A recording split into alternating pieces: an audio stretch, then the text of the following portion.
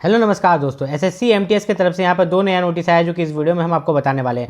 तो ये दो नया नोटिस क्या है, इस वीडियो में बताने से पहले मैं एक चीज़ बता दूं कि एसएससी एमटीएस में अगर आप एग्जाम देने वाले हैं तो एक चीज़ का खास ख्याल रखिएगा कि अगर आप सेशन 1 में, ठीक है, अगर आप सेशन 1 में फेल कर जाते हैं, क्वालिफाइंग मार्क्स नहीं ला पाते, क्या नहीं ला पाते हैं, एक क्वालिफाइंग मार्क्स है सेशन 1 में अगर आप नहीं ला पाते हैं तो आपका सेशन 2 कितना ही अच्छा क्यों ना हो वो चेक नहीं होगा। ठीक है, आपका सेशन 2 कितना ही अच्छा क्यों ना हो वो आपका चेक ही नहीं होगा, मतलब आगे काउंट ही नहीं होगा, उसका वैल्यू ही नहीं होगा। तो सेशन 1 में क्या क्वालिफाइंग मार्क्स है, देखिए अगर आप जनरल कैटेगरी से हैं तो आपके लिए क्वालिफाइंग मार्क्स है 30%, कितना 30%। लेकिन वही अगर आप यहाँ पर ओबीसी या ईडब्ल्यूएस से हैं, किससे, ओबीसी या ईडब्ल्यूएस से हैं तो क्वालिफाइंग मार्क्स है 25%। और बाकी सभी के लिए इसमें सभी आ जाते हैं, एससी एसटी आ जाते हैं, आपके दिव्यांग आ जाते हैं, सभी कोई आ जाते हैं जिनके लिए क्वालिफाइंग मार्क्स मात्र 20% है। यहाँ सिंपल मैं बता देता हूँ, परसेंटेज में हटा के मैं आपको सिंपल बता देता हूँ क्या है। देखिए टोटल जो है आपका सेशन 1 में यहाँ पर 40 क्वेश्चन है और 120 मार्क्स का एग्जाम है, कितना का, 120 मार्क्स का। अब इसमें अगर आप जनरल कैटेगरी से हैं, यूआर कैटेगरी से हैं, तो अगर क्वेश्चन में बात करें तो आपको 12 क्वेश्चन सही करना है, कितना, 40 में से आपको 12 क्वेश्चन सही करना है। अगर मार्क्स में बात करें तो आपको 36 मार्क्स लाना है, 120 में से कितना, 36 मार्क्स लाना है। ठीक है, ये आपका हो गया जनरल कैटेगरी का। अब यहाँ पर बात करते हैं ओबीसी और ईडब्ल्यूएस के लिए। ओबीसी और ईडब्ल्यूएस के लिए यहाँ पर कितना लाना है, ओबीसी और ईडब्ल्यूएस के लिए जैसे कि 25% था तो आपको यहाँ पर 40 में से 10 क्वेश्चन सही करना है, कितना, 10। और मार्क्स की बात करें तो 120 में से आपको 30 मार्क्स लाना है। ठीक है, 120 का जो 25% होता है वो 30 मार्क्स होता है। उसके बाद हम लोग नेक्स्ट कैटेगरी की तरफ जाते हैं, एससी एसटी दिव्यांग जितने भी अदर कैटेगरीज है इसमें आ जाते हैं। ठीक है, तो उनके लिए कितना है, उनके लिए मात्र 20% है, मतलब 8 क्वेश्चन सही करना है। ठीक है, मतलब कि उनको सिर्फ 24 मार्क्स लाना है, कितना, 24 मार्क्स, तो आप क्वालिफाई कर जाएंगे। लेकिन अगर याद रखिएगा आप सेशन 1 में फेल कर जाते हैं, ठीक है, सेशन 1 में आप क्वालिफाई नहीं कर पाते तो इसका मतलब फेल ही कीजिएगा। तो ये सेशन 2 आप कितना भी अच्छा कर ले आपका कोई काम का नहीं रहने वाला। आपको सेशन 1 में एनी हाउ क्वालिफाई करना है, तभी आप यहाँ पर सेशन 2 के लिए सेलेक्ट होइएगा।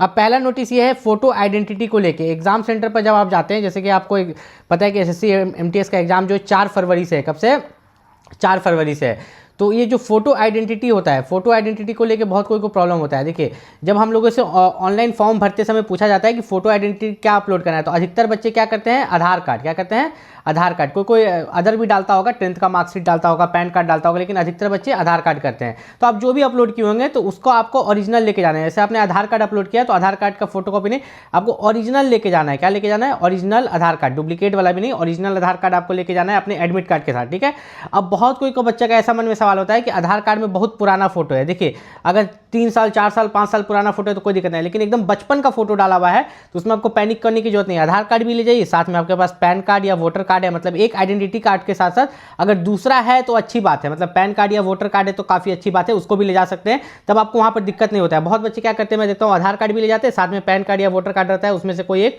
रख लेते हैं, तो वहां पर आधार कार्ड में अगर फोटो प्रॉब्लम होता है तो वही दिखा देते हैं। ठीक है, तो इससे उन्हें वहां पर दिक्कत नहीं होता है। दूसरा यहाँ पर है कि आपने जब फॉर्म भरा था तो 2 तरह का, एक लाइव फोटो भी कैप्चर हुआ था और एक फोटो अपलोड भी करना पड़ा था। ठीक है, तो यहाँ पर जो फोटो है, फोटो का कोई दिक्कत नहीं है। एडमिट कार्ड में जो फोटो आता है आपका, ठीक है, एडमिट कार्ड में जो आपका फोटो आता है, आप कैफे वाला से बोल के उसको पासपोर्ट साइज निकलवा सकते हो, क्रॉप करके निकाल के दे देगा। तो ये छोटी मोटी बात है, इसका टेंशन यहाँ पर नहीं है, लेकिन आधार कार्ड वाला में वहाँ दिक्कत होता है। अब इसके बाद यहाँ पर बात करें एसएससी एमटीएस को लेकर कि एसएससी एमटीएस का जो एग्जाम है 4 फरवरी से, इसका एडमिट कार्ड कब आएगा। तो एसएससी एमटीएस का जो एग्जाम है 4 फरवरी से, इसका एडमिट कार्ड आपको 4 दिन पहले से दिखना शुरू हो जाएगा। ठीक है, 4 दिन पहले से जो है आपको एडमिट कार्ड मिलना शुरू हो जाएगा, इसलिए मैं ये वीडियो भी बना रहा हूँ। और अभी आपको ज़्यादा कुछ नहीं करना है, ज़्यादा से ज़्यादा क्या करना है, मॉक टेस्ट लगाना है। एसएससी एमटीएस में क्या करना है, रोज अभी भी एक मॉक टेस्ट आपको लगाना है। जिस दिन तक आपका एग्जाम नहीं होता एक मॉक टेस्ट लगाना है, उसको एनालाइज करना है। अच्छा ये मेरा मैथ में गलती हुआ, अच्छा मेरा जीके में गलती हुआ। अब बात करते हैं मेरिट बनने वाला और कटअप के बारे में। तो मेरिट बनने वाला है आपका सेशन 2 से, किससे, सेशन 2। तो सेशन 2 में आप देखिएगा जनरल अवेयरनेस, तो जनरल अवेयरनेस अकेला नहीं है, इसमें आपको करंट अफेयर पूछा जाता है। ठीक है, करंट अफेयर के साथ साथ इसमें और भी आते हैं, जैसे कि स्टैटिक जीके जिसको बोलते हैं। ठीक है, तो ये दोनों मिला के आपसे पूछा जाता है। तो ये दोनों मिला के जो पूछा जाता है, तो करंट अफेयर का तो कोई माँ बाप ने कहाँ से पूछेगा, लेकिन स्टैटिक जीके का तो है। तो स्टैटिक जीके जो है वो आपको अच्छे से कर लेना है। इसमें भी आप ज़्यादा से ज़्यादा प्रीवियस ईयर क्वेश्चन पेपर और मॉक टेस्ट लगाइए, क्योंकि अब ज़्यादा समय बचा नहीं है। अगर कोई आपको अभी भी पढ़ाने का सोचा तो अभी आप क्या पढ़ के कर लोगे। ज़्यादा से ज़्यादा प्रीवियस ईयर क्वेश्चन पेपर लगाओ, मॉक टेस्ट लगाओ, और किसी मोबाइल ऐप पर लगाओ। ठीक है, आपके पास मोबाइल है, लैपटॉप है, तो उसमें लगाओ, वो ज़्यादा अच्छा रहेगा। क्यों, क्योंकि आपको वहाँ एग्जाम भी तो कंप्यूटर पर देना है, एग्जाम थोड़ी वहाँ पर बुक में आप दीजिएगा, वहाँ पर एग्जाम भी तो आप कंप्यूटर पर दीजिएगा ना, तो ज़्यादा से ज़्यादा मोबाइल में लगाना है। अब इंग्लिश लैंग्वेज एंड कॉम्प्रीहेंशन, यहाँ पर मैं एक अपील करूंगा, जैसे इंग्लिश लैंग्वेज कॉम्प्रीहेंशन में क्या है कि सिर्फ इंग्लिश लैंग्वेज ही दिया है। ठीक है, कि इंग्लिश ही 25 क्वेश्चन होना चाहिए। यहाँ पर भी बच्चों को ऑप्शन देना चाहिए हिंदी का, किसका, हिंदी का, कि जो बच्चा इंग्लिश में वीक है वो अपना हिंदी में दे, हिंदी लिटरेचर में दे, लेकिन ऐसा ऑप्शन यहाँ पर नहीं है, सिर्फ इंग्लिश है। तो इंग्लिश जिन लोगों का वीक है मैं उसे बता दूँ कि आपके जो ये 25 क्वेश्चन आते हैं, तो अगर आप सोचिए कि जनरल अवेयरनेस में बना लें, इंग्लिश में 25 में से 10 बनाएंगे या 15 बनाएंगे तो चल जाएगा, नहीं, ऐसा नहीं होगा।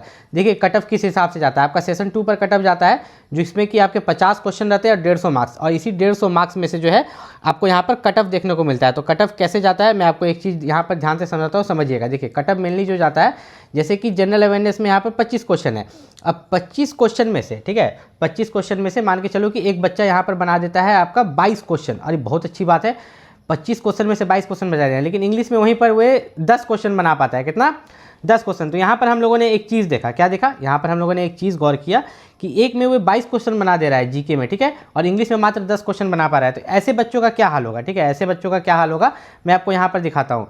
तो हम लोगों ने यहाँ पर देखा था कि जनरल अवेयरनेस में उसने बना दिए 22 क्वेश्चन, ठीक है, और इंग्लिश में उसने बना दिए 10 क्वेश्चन। तो ये चीज़ आपने देख लिया। तो अब इसके मार्क्स कैलकुलेट हम लोग कर लेते हैं। तो हम लोग 22 गुना अगर 3 कर लेंगे तो ये आपका हो जाएगा 66 मार्क्स, ठीक है, और यहाँ पर आपका हो जाएगा 30 मार्क्स। तो आप 66 और प्लस 30 अगर जोड़ लेंगे तो आपको हो जाएगा 96। क्या 96 मार्क्स पर आपको एमटीएस या हवलदार किसी का भी पोस्ट मिलेगा? पोस्ट प्रेफरेंस में तो आपने सब दिया होगा ना, एमटीएस भी दिया होगा, हवलदार भी दिया होगा कि एमटीएस में ना हो तो हवलदार में हो जाओ, पोस्ट प्रेफरेंस में सब भरा होगा आपने। तो क्या इस स्थिति में आपको एमटीएस या हवलदार यहाँ पर मिलने वाला है? नहीं मिलेगा, 96 नंबर पर नहीं मिलेगा। तो आपको क्या स्ट्रैटेजी लेके चलना है? आपको दोनों सब्जेक्ट का स्ट्रैटेजी लेके चलिएगा तब होगा। अब जनरल अवेयरनेस में आप यहाँ पर चलिए 22 लाए थे, बहुत अच्छी बात है, लेकिन इंग्लिश लैंग्वेज में भी आपको कम से कम 20 क्वेश्चन सही करना होगा। अब यहाँ पर अगर आप करके करें तो गुना 3 आपका हो गया 66 मार्क्स, और गुना 3 यहाँ पर अगर करें तो ये हो गया 60 मार्क्स। अब दोनों को जोड़ के आप देख लीजिए, ये हो गया 60 और 60, 120 और 6, तो 126 मार्क्स। चलिए मैं मानता हूं कि 126 पर भले आपको एमटीएस का पोस्ट नहीं मिले, कम से कम हवलदार को तो मिलेगा, ठीक है, आप किसी पोस्ट के लिए तो लायक होइएगा, कम से कम आपको जॉब तो लगेगा। तो यही टारगेट आपको लेके चलना है। मतलब मैं बता दूं कंपटीशन जो है बहुत टफ है। टफ इसलिए है क्योंकि जो सीजीएल का तैयारी करता है वो भी बच्चा एमटीएस का एग्जाम देता है, सीएचएसएल वाला भी देता है, ठीक है, स्टेनो वाला भी देता है, और अदर बच्चे भी भरते हैं। मतलब अधिकतर ग्रेजुएट बच्चा जो है ये 10th पास वाला एग्जाम देता है एमटीएस का। तो इसलिए इसमें कंपटीशन बहुत टफ रहता है। अगर कोई टीचर ऐसा बोलता है कि बहुत कम कटअप जाएगा, ऐसा नहीं है, कहीं कहीं कम कटअप जाता है, जैसे कि साउथ में जाता है, नॉर्थ ईस्ट में जाता है, मतलब आपका मिजोरम, मेघालय, नागालैंड इस तरफ की तरफ, कर्नाटक साउथ की तरफ जाता है, ठीक है, तो नॉर्थ ईस्ट और साउथ की तरफ कम कटअप जाता है। लेकिन अगर आप यूपी से हैं, बिहार से हैं, झारखंड से हैं, उसके बाद अगर हम यहाँ हरियाणा देख ले, आपका मध्य प्रदेश देख ले, या वेस्ट बंगाल, तो इन सभी का एसएससी एमटीएस का कटअप मैं बता दूं कि 125 प्लस रहता है। 125 से लेके आपका यहाँ पर 140 भी घुस जाता है, कहीं कहीं का 140 भी टच कर जाता है। तो इस चीज़ का याद रखिएगा कि आपको मतलब जो अटेम्प्ट करना है अच्छे से करना है। दूसरा आता है नेगेटिव मार्किंग। अब नेगेटिव मार्किंग जो है सेशन 1 में नहीं है, ठीक है, नेगेटिव मार्किंग यहाँ पर नहीं है, इसमें है। इसमें कितना है? 1 मार्क्स का, ठीक है, सेशन 2 में जो है आपका 1 मार्क्स का नेगेटिव मार्किंग है।